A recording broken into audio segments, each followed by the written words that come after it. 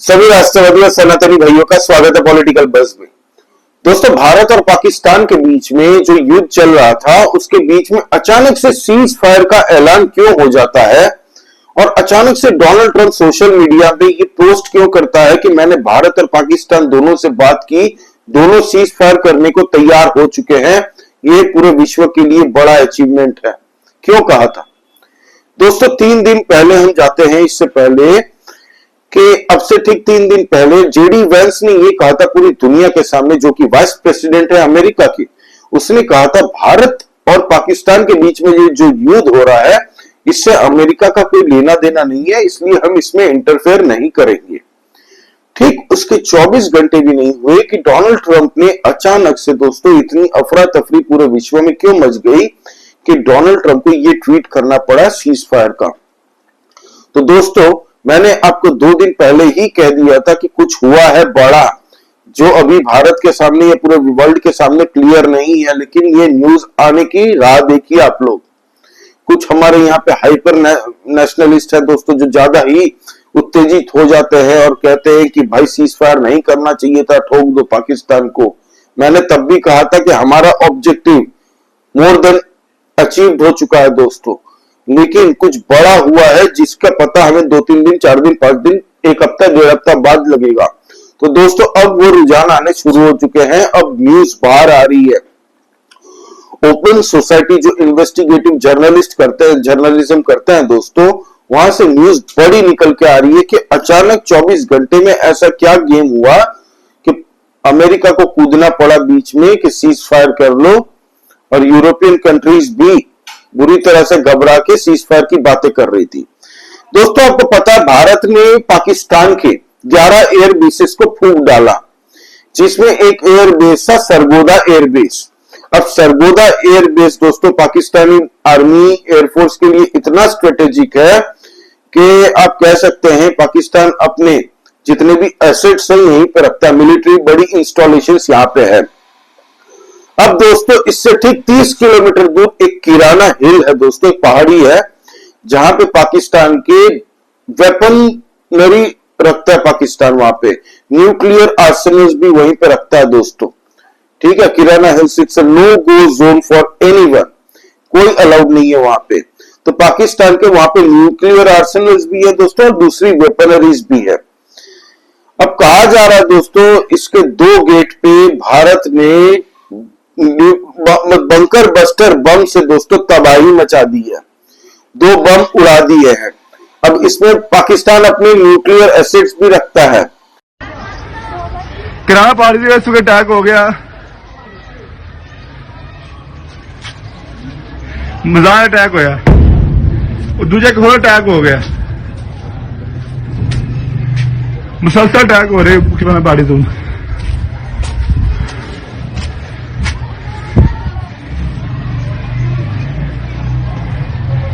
किराना party के सामने एक चौकी सी आर्मी छोटी उसे अटैक होया, मजाक अटैक। सामने आने देख रहे हो,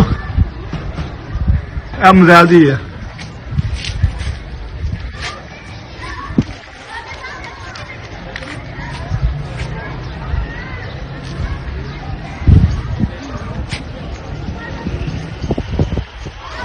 या अल्लाह खैर।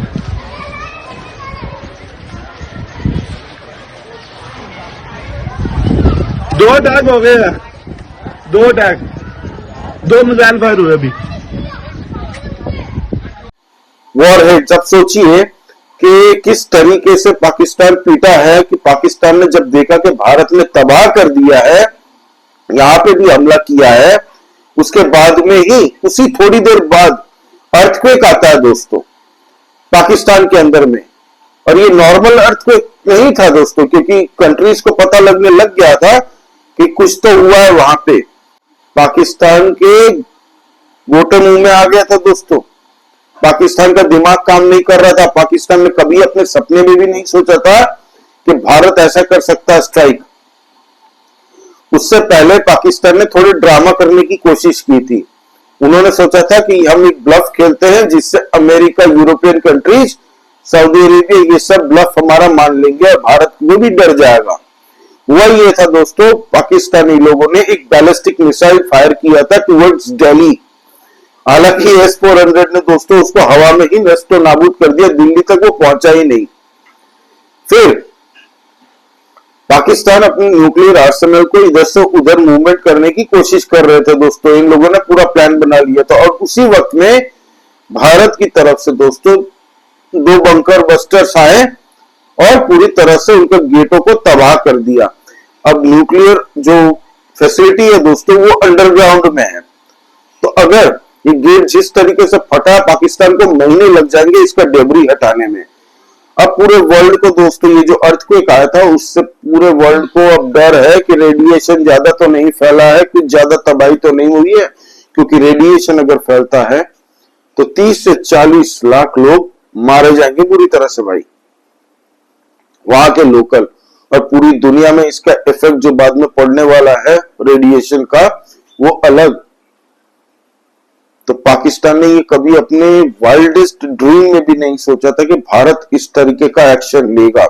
कल प्रेस कॉन्फ्रेंस में आपने हमारे इंडियन फोर्सेस की प्रेस कॉन्फ्रेंस देखी, उसमें क्लियरली कह दिया था एक और गलती, 99 गलती तुमने कर दी है, एक और गलती और पाकिस्तान पूरी तरह से तबाह।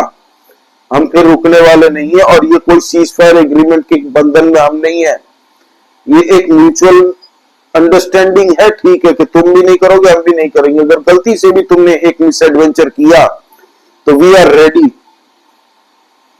तभी अमेरिका की दोस्तों एक प्लेन जाती है पाकिस्तान के अंदर में, और फ्लाइट रडार 24 नाम की वेबसाइट क्या होता है, हर एक फ्लाइट को ट्रैक करती है दोस्तों।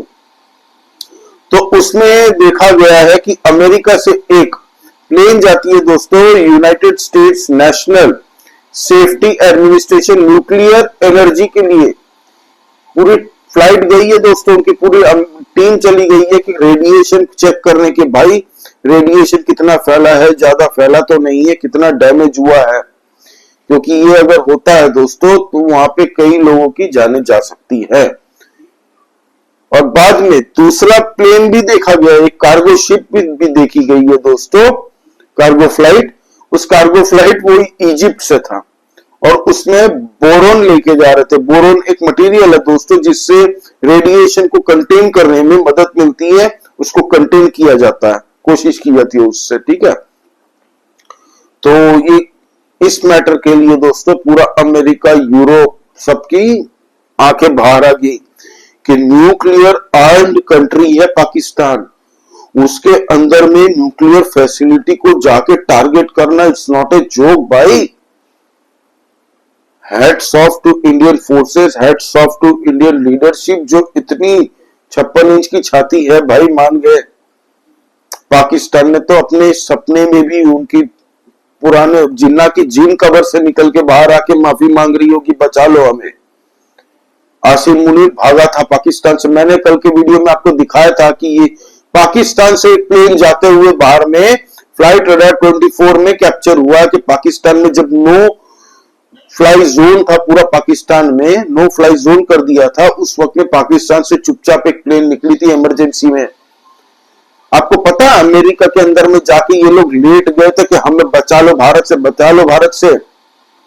अब सब आर्टिकल्स बाहर आ रहे हैं, अभी रुकिए, पूरा खुलासा होने वाला है दोस्तों इस मैटर में। तो भारत ने पाकिस्तान के न्यूक्लियर फैसिलिटी के ऊपर में ठुकाई की है। ये जो अमेरिका का प्लेन था दोस्तों, इसका नंबर है B350 AMS, सरगोदा से 30 किलोमीटर की दूरी है ये किराना हिल्स। आप गूगल करके देख सकते हैं, न्यूज आर्टिकल भी देख सकते हैं दोस्तों, ये सब आप गूगल करके देख सकते हैं। किराना हिल्स न्यूज आपको मिल जाएगी, इंग्लिश में भी 1-2 आर्टिकल आपको हिंदी में भी मिल जाएंगी। और ये ओपन सोर्स जो इन्वेस्टिगेटिव जर्नलिज्म करते हैं दोस्तों, उन्होंने तस्वीरें भी दिखाई है। फिर से आप ये वीडियो देखिए कि सरगोदा में जब ये ठुकाई हुई थी किराना हिल्स पे, जब बंकर बस्टर गिरे थे दोस्तों, वो तब की वीडियो आप देखिए। किराना पार्टी का सुबह अटैक हो गया, मजाक अटैक होया, और दूजे को अटैक हो गया, मुसलसल अटैक हो रहे किराना पार्टी तुम।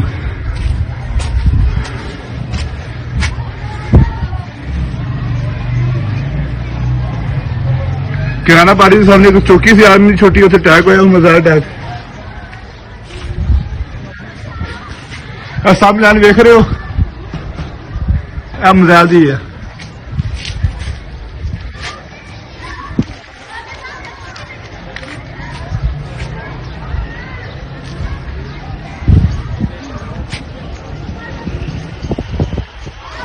या अल्लाह खैर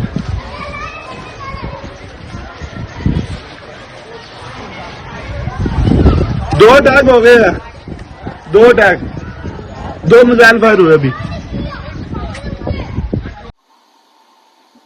तो ये हुआ है दोस्तों, जो ये बंकर बस्टर बम मारे हैं ना, इससे न्यूक्लियर रिएक्टर को डैमेज हुआ तो है, कुछ तो हुआ है दोस्तों। ऐसे ही अर्थक्वेक नहीं आया है, पाकिस्तान के अंदर में 2 अर्थक्वेक आए थे।